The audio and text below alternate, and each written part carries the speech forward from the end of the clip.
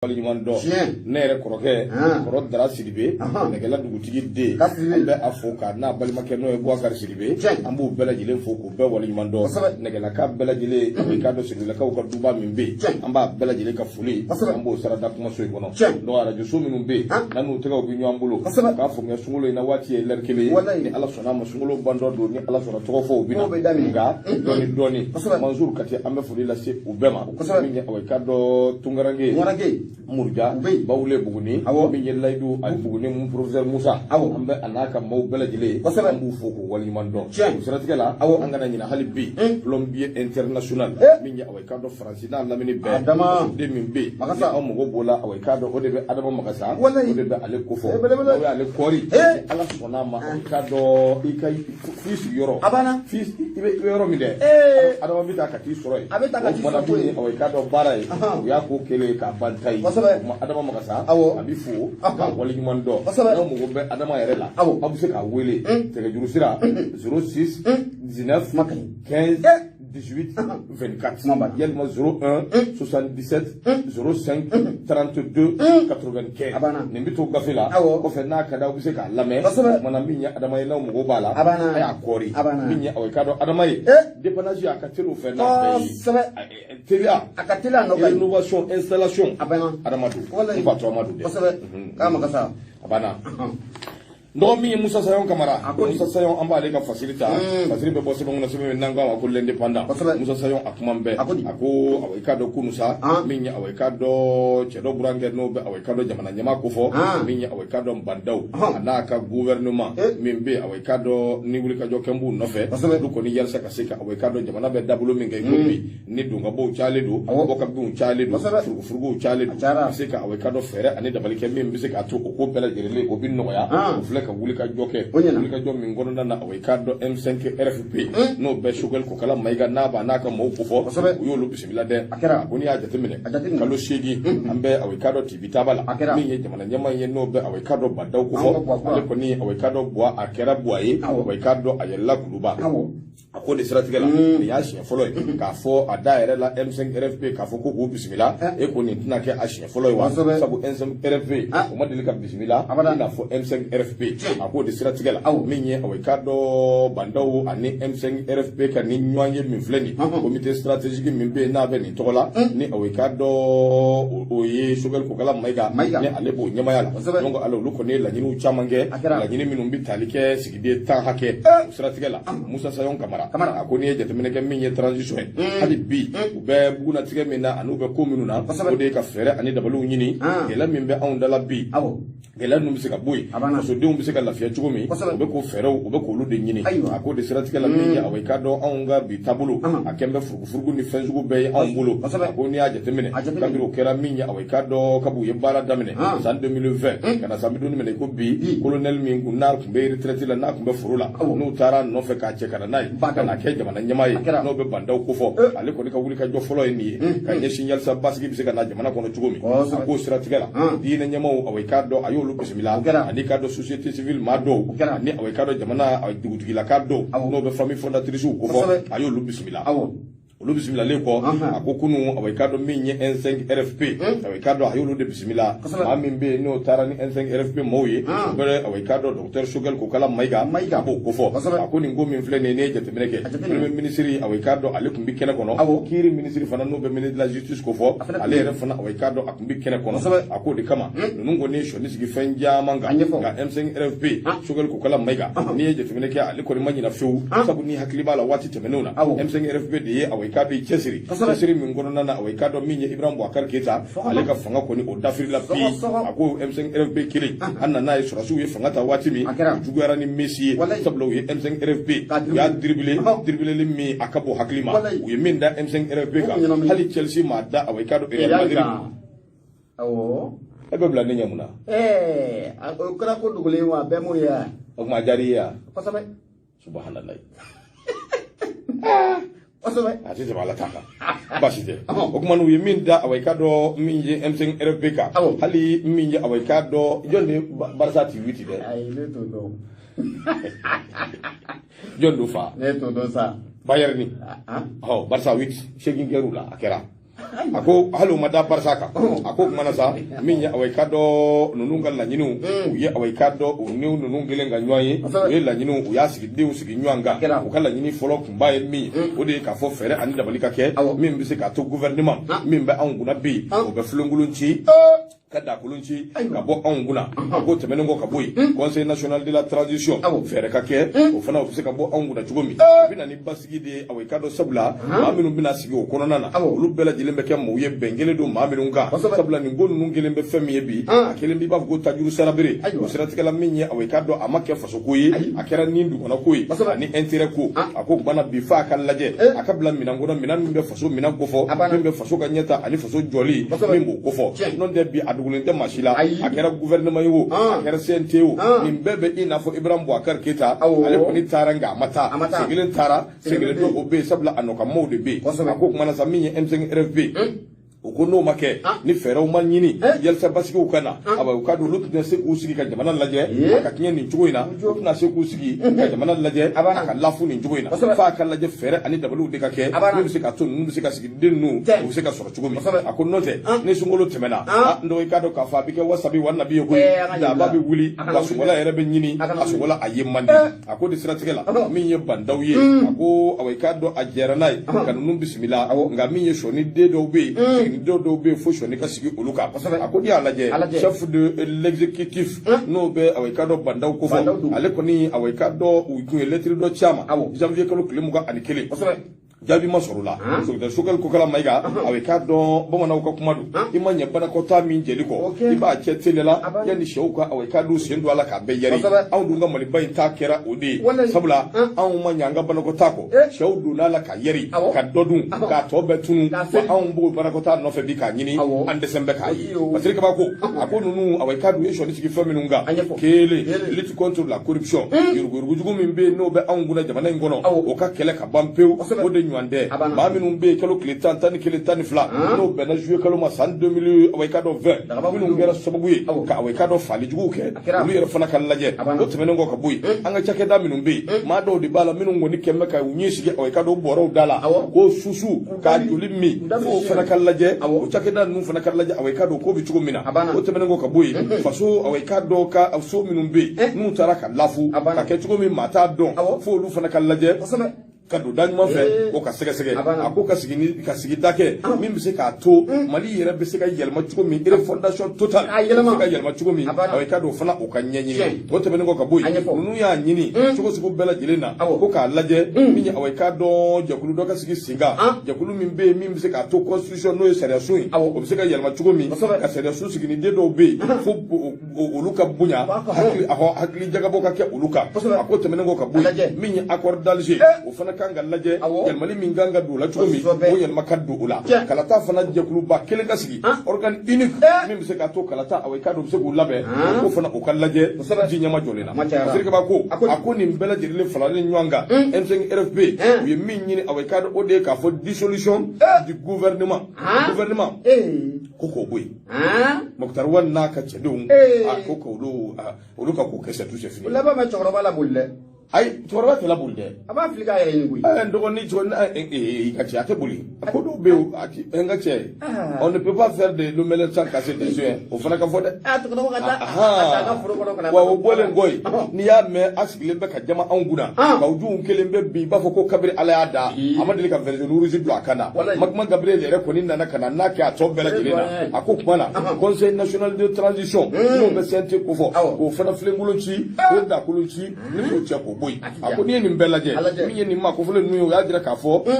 ma minu be bo ka tama o ka bunya sabala tama in sharia su yere de ba ko fo o kuma ka blu ka hake ko no o ka bunya ko sirafe akote menengo ka boy fere ani dabali belaje le ka ke la ka nabse ka sabati chugomi mi mbise ka to awai ka do anga service da do be o se ku sago soro chugomi fasiri ka ba ko akoni mbete menengo ka boy bandaw kelenga kumata ayu foku wali mando ka yurula ka fo fere ni dabali ko ke mi se ka tu se ka transition accompagner jamana bi se ka basiki chugo mi nyanyi ni minumbe ko se ka nyasoro chugo mi sa jamana ka nyata o ka sabati akoni cette rencontre décryptera-t-il la tension et les tensions entre les autorités et la transition et le M5 RFP. Yalma nunga ni nyogonye min fleni. Bina ke sababu yewa ka awekado nobo gelela min be no be awekado anyere dama ni nyanje ni chuko ina wa. Akwa awekado wati bodo bino chiya fu onyi. Fasiri fle ndo minya awekado nyabo semengono ko be no ko mako independent. So sayon kamara ka bidon boli. Onye minvo eniu. Ndo minya awekado banokota. Achesa abana on de be munu ten. Non mais on retourne à zéro. Même pied d'égalité. Ah, ça c'est pas bon. Il tient une mingo trop, Kebay.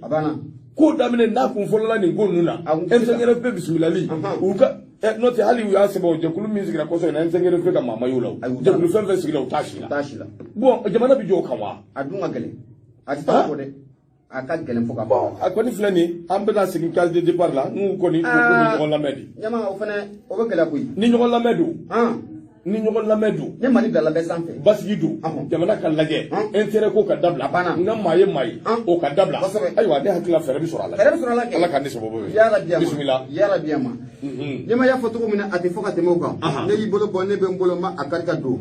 nyama ni kele ya bela jelen ko du na fo do na ikele iba bela jelen ko ko fo munya anemo abe indicateur du nouveau raman alu koné dake ale bolo no do raman alu koné dak akoko munya jamana jalatigi baw mu be sura ka ko fo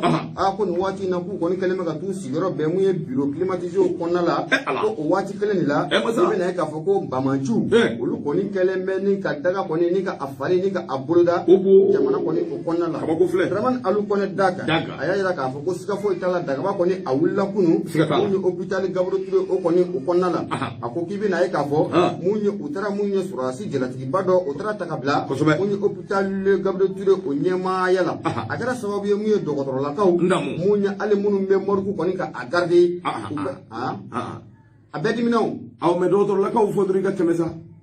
morgu ko kuma jme biya ya foma ame fana ka ko ka gele foma do masa ya foma gabe tro dokotoro ni dokotoro so ko fo pediatri ba ko no o yoro wero utilisation uniforme be ba do morgu ba ko donc temedro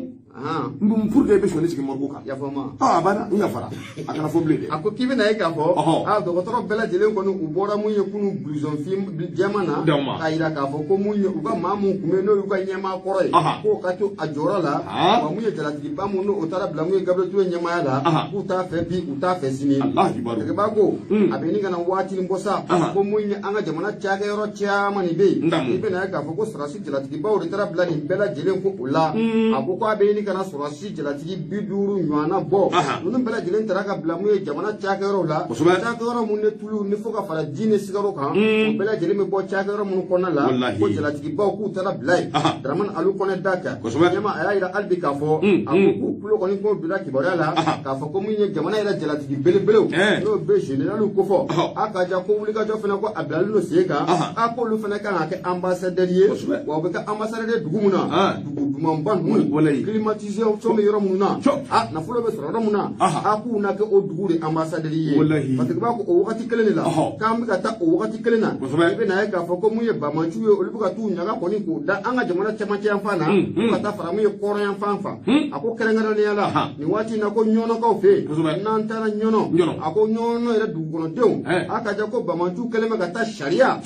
ni ko jugo ke bulo ana tge wal ma ise ana couper ma ko ni ko bulo dale doyi wala ko fe ko munye bamanchu ye ku segina tuguni kana munye anga jamana koron fe fauna kala la mamunu ga bara benno politique ma ane sentike ko oma ko sabuge ma de yera ni wati la ba na kere dra bingalita ni ga dugona do segere akoni bamanchu yi bine aku bi tegate ki bolo kubema abana Allah kibaru parce que ba ko munye dramana alukona daka ako wulika jo ko akaka jona ko note am ka tabulo muna ko atoko abega noni ka ta feti parce que lo songora na anya sama ka bo eliga ta juro no boko na la zaman alu kona dake alika kalmi kala tido ibunya abala nyama ndo bunya jaranye dake awai ka do an nyama do mi maison de la presse yo ke ka teme zaman alu kone ere nouveau awai ka do o nyama badu kuma amba fu ka wali nyama do mi nya awai ka do ni ngene ngoro o to minengo ka boy ACT ko amba alika fasiri ambota ACT kuma mbe fasiri kono fasiri menno ko ma ko nouvelle horizon ndo awai ka do dunga ja sebalite meni ka kula ani turala abela gele awai kado obinyon dafe jando nyerela okorako awai kado kan ko ako awai kado plenty ode awai kado oduna ma kondurula no be awai kado chroniqueur do kufo no be arasi bati kufo sengam arrondissement kunu awai kado e ko amasun dige ka shiwa asiri ako awai kado klesaba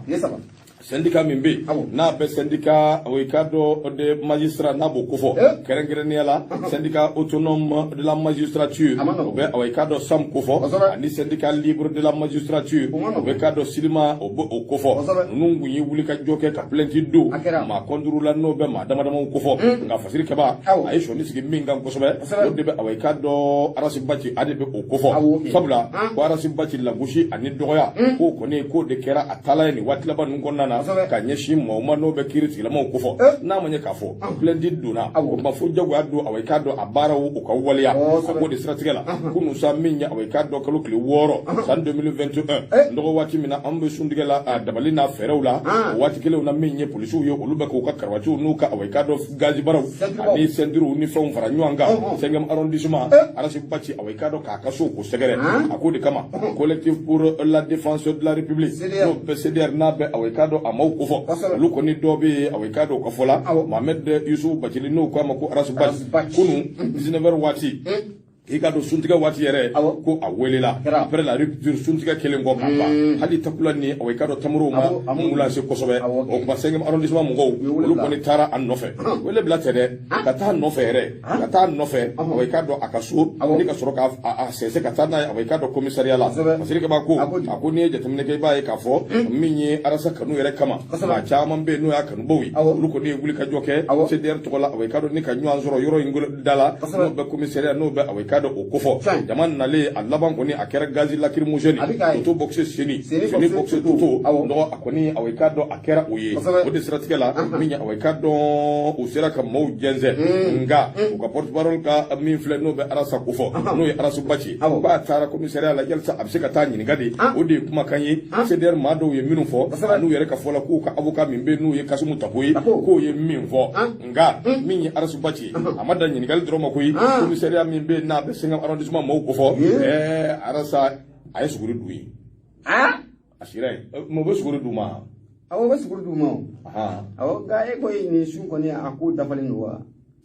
ni be ni international sun ko ni nyama yete ngata desa awo parce que ngoni sun yoro aska sun be fen ko mara na sun de ama suguru dum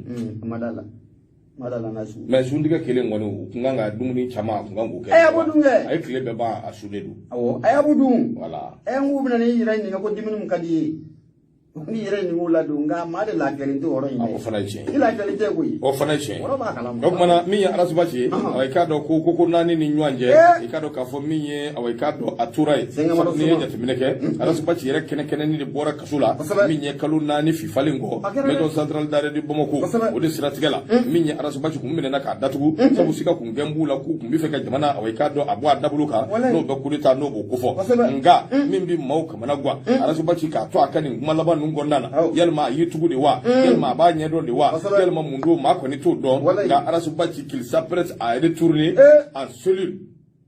au vu des révélations fracassantes qu'il fait hebdomadairement alasa koni ya akamo be laben ka jurula ka fo ale koni laben nedu sabula ale bina sigin wola awe kado kuma kan hakilina min no lu be ka ko ale da awe kado be ke sabuye o koni be ale sigin wola fasiri minya awe kado nouvelle horizon to ko bido bolido ibunya bala nga minya awe kado ambara ke nyando be yel kuye ibado ka fo fendo be akana sigi o de kausa siya me abona asigira de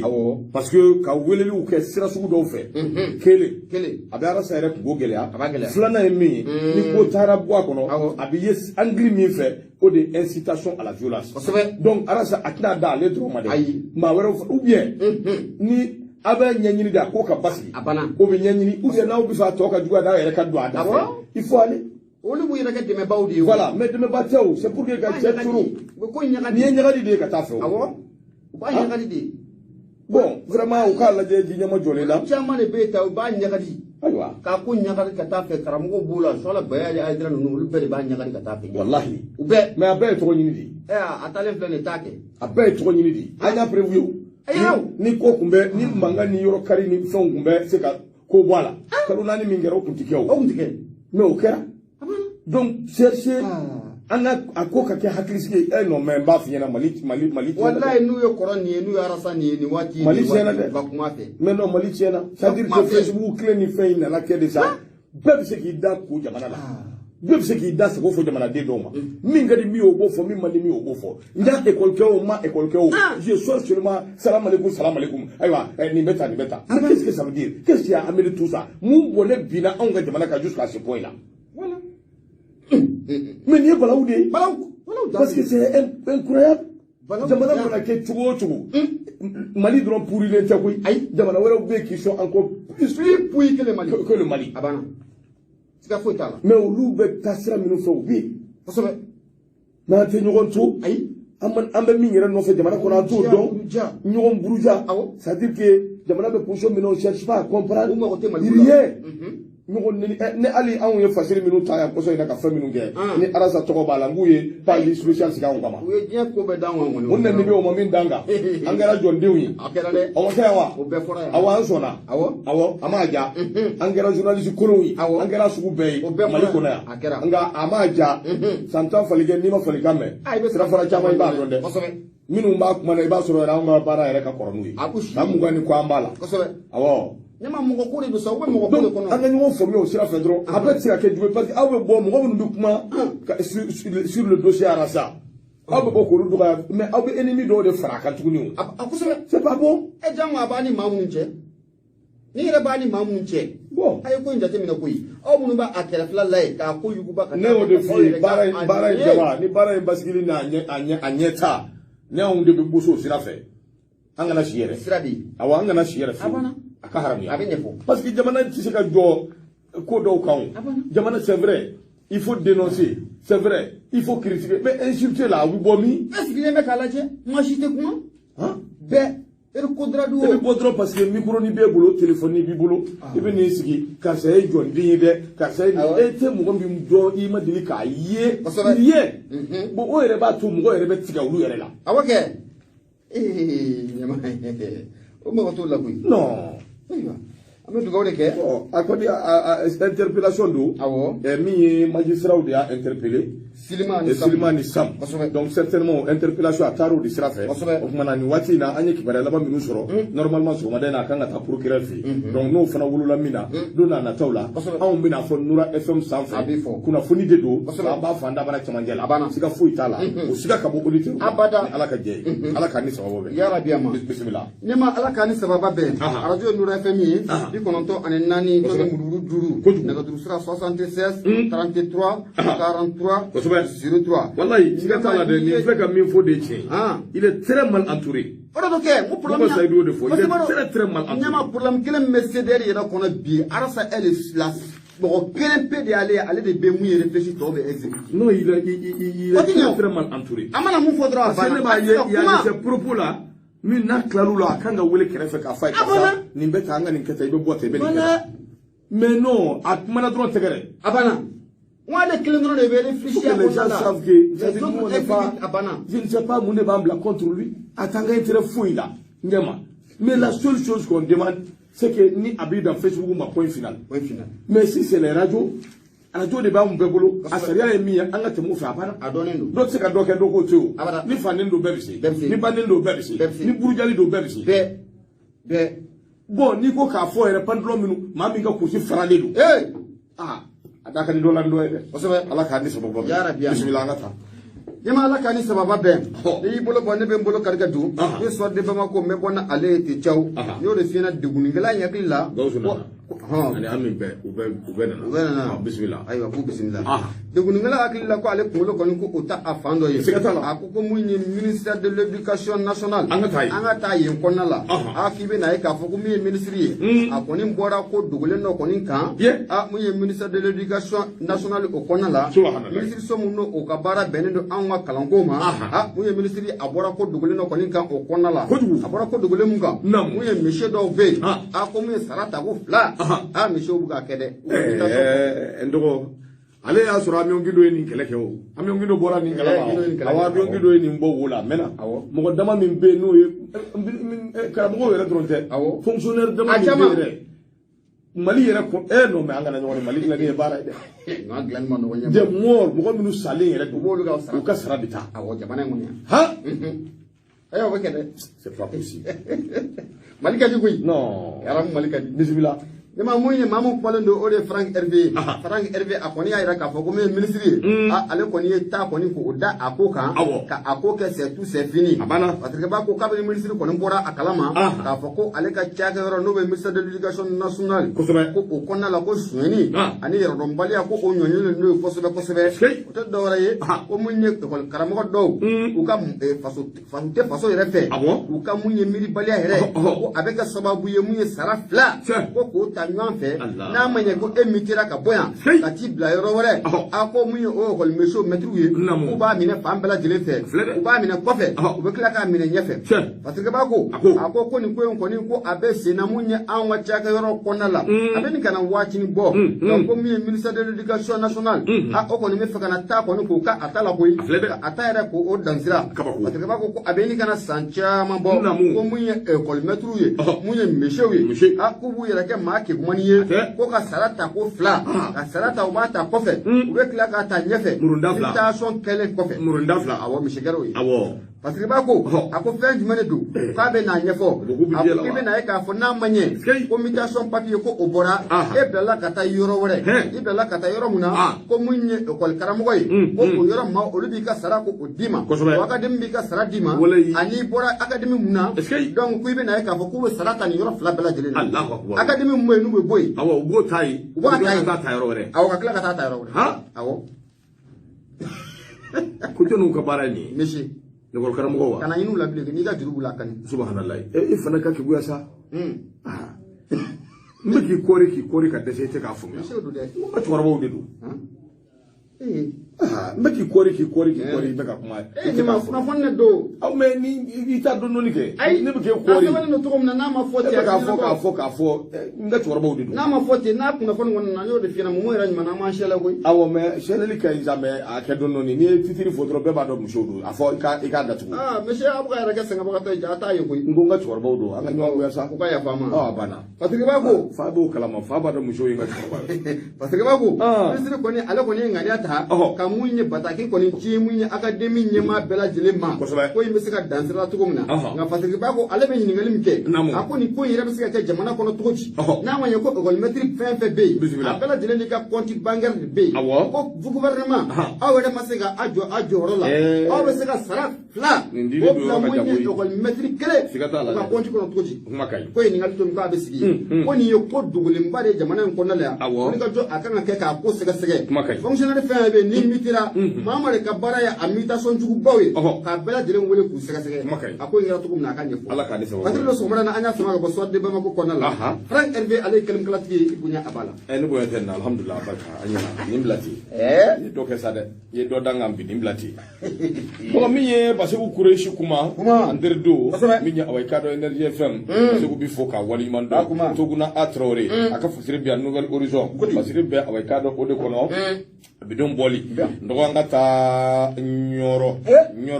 n'i y'ale ko fɔ min ye Asharafu Sharafa i b'o ko fɔ min ye awa i k'a dɔn Mbu ye Aïdara ko awa i k'a dɔn a tun bɛ makun min na a ɲɛsin Mali transition ma gouvernement ko Mbu ye ko a y'i kumana dɛ a ko ɲɔrɔ min ye ministre t'u bolo ɲɔrɔ directeur t'u bolo ɲɔrɔ ko député yɛrɛ fana awa i k'a dɔn o tɛ yen ko n'i ye jateminɛ kɛ i b'a ye k'a fɔ min ye awa i k'a dɔn n'a ma ɲɛ k'a fɔ gato tilanna bɛɛ y'i ta sɔrɔ ɲɔrɔkaw m'u ta sɔrɔ coup d'état min bɛ yen n'a kɛra kalo tile 18 san 2020 n'o ye utu kalo ye Ibrahim Boubacar Keita k'ale ka fanga dafiri politigima dɔw bɛ awa i k'a dɔn olu kɔni kɛlen bɛ ka wuli ka jɔ kɛ transition nɔfɛ bɛɛ bɛ k'i ta ɲini ka ɲininkaliw caman olu bɛ sigi o de siratigɛ la min ye dimi min kun bɛ yen n'a bɛ belebele la n'a bɛ awa i k'a dɔn ɲɔrɔ surufukɛ ko fɔ Mohamed Ould Echec Amawula n'o bɛɛ ko a ma ko Mbu ye Aïdara i k'a dɔn a y'a da kɛnɛ kan bɛɛ bɔra a kalama sa a ko de siratigɛ la kalo caman an y'o kɛ o kɛra jamana in kɔnɔ min ye transition n'o bɛ awikado farajɔrɔ fanga in ko fɔ kalo 18 awikado o de b'u bolo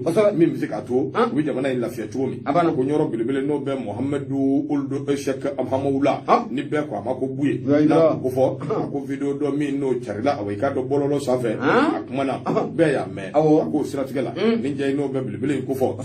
buye a jira k'a fɔ bi awikado olu bɛ don minɛ ko bi a bɛ n'a fɔ ɲɔrɔ yɛrɛ ka ɲɔrɔya a bɛɛ lajɛlen bɔra a bolo ɲɔrɔ yɛrɛ awikado bɛɛ tun b'a dɔn ni cercle ba min yɛlɛma région ba min ɲɔrɔ bilama k'a kɛra amu de ye amu u ye awikado buguda a b'o de ko fɔ a ko de siratigɛ la ale kɔni dabali banna ka sababu kɛ min ye awikado ɲɔrɔ awikado bi a tun bɛ awikado Mali kɔnɔ cogo min ɲɔrɔ bilama a lafulen don sabula awikado o ti maa wɛrɛ ka baara ye transition mɔɔw kɔ a ko de siratigɛ la a ka nin bɔli a y'a jira k'a fɔ hali munumunu salo ni ta ka da ma don a la koyi a ko ɲɔrɔ di Sahel a ko awikado olu ti jɛn n'a ye fiyewu a bɛ ka bila dafolo min kan bi olu ti jɛn n'a ye a ko sabula ɲɔrɔ filɛ nin ye min ye awikado transition fanga mɔɔw ye fɛn bɛɛ lajɛlen bɔsu la ministre tɛ ɲɔrɔ bolo directeur tɛ ɲɔrɔ bolo député tɛ ɲɔrɔ bolo mun ye Aidara y'a jira k'a fɔ min ye awikado olu y'a bɛɛ lajɛlen kusa jisuma wo jikalan wo asidi wo fɛn fɛn bɛ yen n'o kan ka suuru awikado olu kan a bɛɛ suuru olu kan k'i k'a dɔn k'olu ye o bɛɛ lajɛlen ku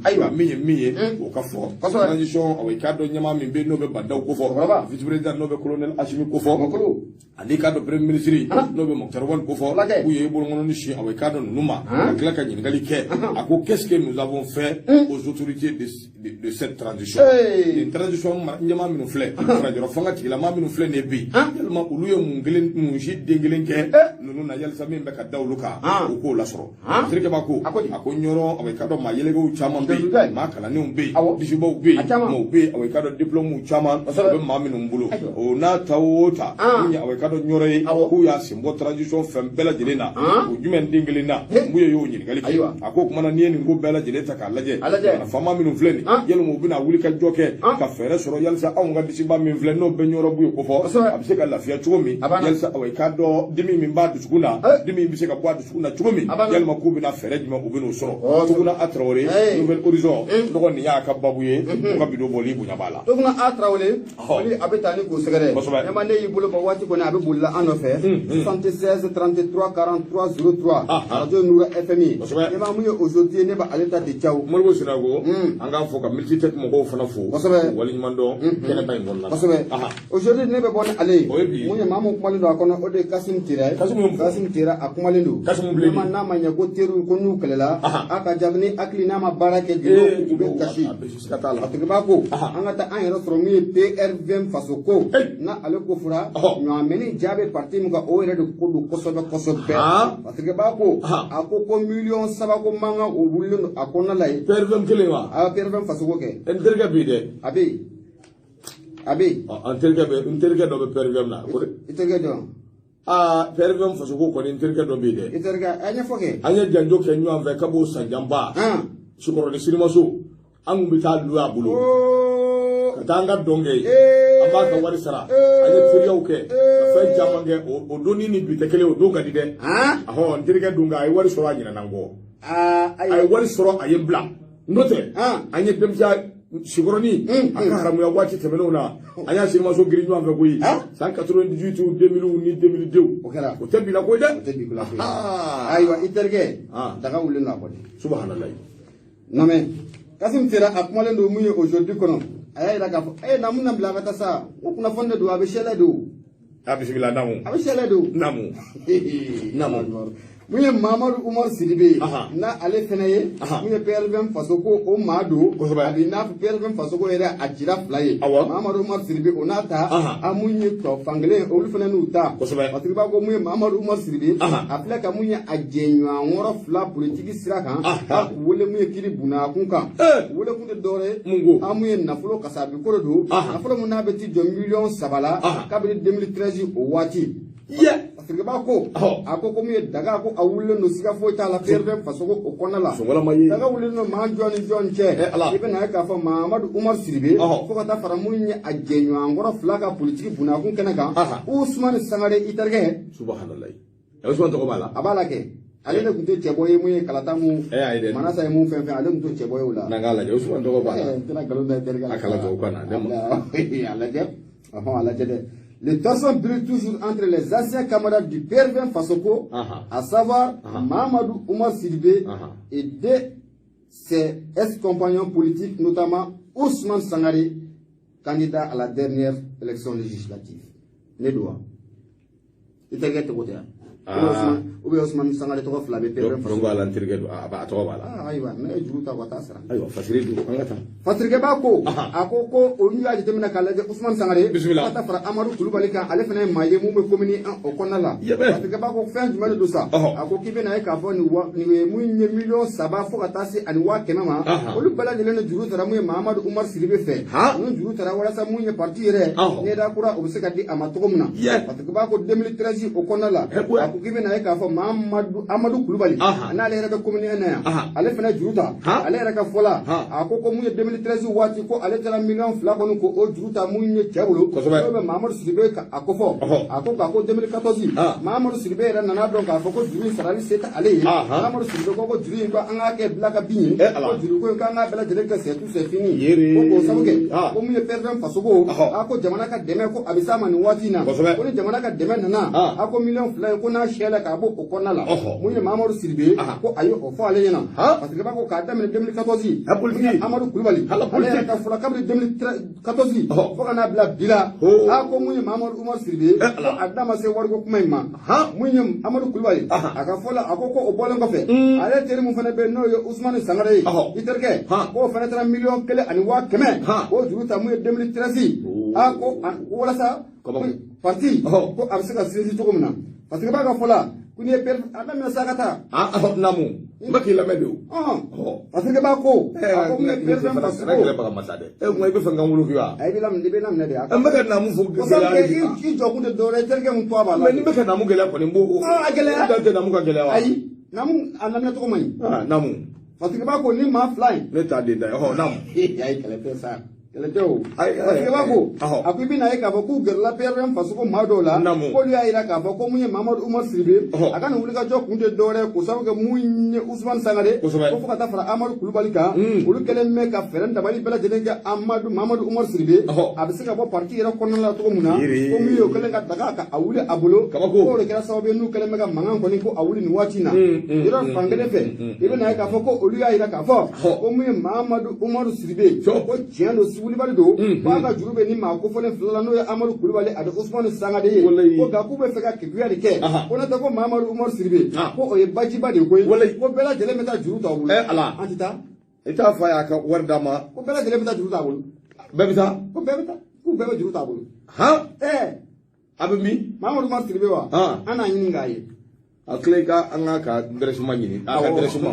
parce que ba ko nyini kata no de ko ga siya ko konta la mu Mahamadou Oumar Sidibé akoni tara ata ko nda kiri buna ko keneka mu Ousmane Sangaré fuka fara Amadou Koulibaly ka ko aka na fulo ku ka yin ka dama sigoro no suban awa terge do terge ay ba bashi ta gaw yani gaw su kan gen ni facilité le baye be min ta ka bo so ngono so be min no kama ko le triomphe du Mali kado ka fo min ye zerni yiri majo anga tayinde min ye away kado Jabali Transit anyama a promoteur ba no ye away kado Jabali Transit promoteur ko afleka kunga wuli a yɛrɛ dengeni na dengeni min ye santa ani duuru ye million duuru dɔw ka dɔn o nɔfɛ l'argent wari mɔnɛ njɔrfu buru de kalisi nin ye fɛn min ni awɔ ka dɔn n'a kunkan bɔra i ka dɔn k'a fɔ balimaya ni sinjiya dɔgɔ o bɛ tunu pewu hakilima awɔ ka dɔn ti o yɔrɔ la i ka dɔn k'a fɔ n'i ma kɛ hakilima ye a kuma bɛ caya a ko maa si kun tɛ bila a kunna k'a fɔ nin jɛ ye Jabali Transit o ɲɛma k'a fɔ k'a bɛ nin waleya in awɔ k'a dɔn k'a b'o kɛ sigiɲɔgɔnw kɔni bɛɛ lajɛlen dabali banna mun don kɛra famille min filɛ nin ye awɔ k'a dɔn bɛɛ lajɛlen b'a dɔn min kɛra o don a kɛra i b'a fɔ ko filimu a kɛra awɔ k'a dɔn mɛ kalo tile 5 dutigi yɛrɛ a n'a denkɛ ni ɲɔgɔn cɛ 1h du matin waati mankan de nana wuli u ni ɲɔgɔn cɛ sabula min ye dutigi ko min ye denkɛ ye ko million 5 k'a na kɛ k'i k'a dɔn ko a y'o hɛnɛmu ni ka tunu n'o ye denkɛ fana awɔ k'a dɔn bɛɛ k'i fasa ja k'i jɔ a cɛ jɔyɔrɔ a laban yɛrɛ denkɛ ɲinɛna pewu k'a fɔ ko ale ni baba de bɛ kuma na k'a fɔ ko ale ni baba de bɛ discussion la o kumana mankan nana caya mankan cayali denkɛ bɛ bali ka bɔ min galama min ye taxi bɔra awɔ i k'a dɔn belebele da fɛ durugusu nɔgɔ durugusu kelen durugusu fila durugusu saba denkɛ awɔ i k'a dɔn o ye dugumasara cɛ o de siratigɛ la garidi maa dɔw bɛ yen minnu tun b'o lamini na n'olu fana tun b'u ka baara la olu kɔni ye kunkan mɛn olu b'u la ka na den nɔfɛ ni k'a cɛ ka taa n'a ye hôpital du Mali la a taalen hôpital du Mali i k'a dɔn k'a fɔ u y'a bila ka taa Luxembourg la an bɛ don min na i ko bi Basirikaba ko den in kɔni bɛ awɔ i k'a dɔn balo ni saya cɛ sabula saya ko kuma ma fɔ fɔlɔ nka ni kun y'a fɔ maa minnu ye yirimajɔ awɔ i k'a dɔn zɛrini na k'a fɔ Jabali transit awɔ i k'a dɔn o ɲɛma k'o bɛ nin kɛ a den na $5 million nɔfɛ n dɔgɔ i k'a dɔn k'a fɔ maa caman b'a f'i ye ko koyi nka wari ma ɲi dɛ an bɛ dugawu de kɛ ala ka awɔ i k'a dɔn an tulo don kibaruya duman na ala ka sija ni kɛnɛya d'a ma o mana sa min ye fasiri a bɛ Badou Escobar a b'o de ka fasiri ko fɔ le triomphe du Mali a b'o de kɔnɔ ka bidon bɔ peut-être wa n ka foli bi waati sera o kumana an bɛ walan sɛmɛ yan foli lase kanuba ni dɛmɛba bɛɛ ma an bɛ jɛrɛjɛkulu bɛɛ lajɛlen ale jiginnen an b'a fo min ye Mamadu Jawara a sigi la ka kɔkɛ Tarawele fo merci awɔ i k'a dɔn Burama Magasa an bɛ nin bɛɛ fo k'a bɛɛ waleɲuman dɔn ani waati Kana Balaba an ka foli ani tɔnni bɛ ka ɲɛsin a ma nɔgɔya la an ka wuli ka maaw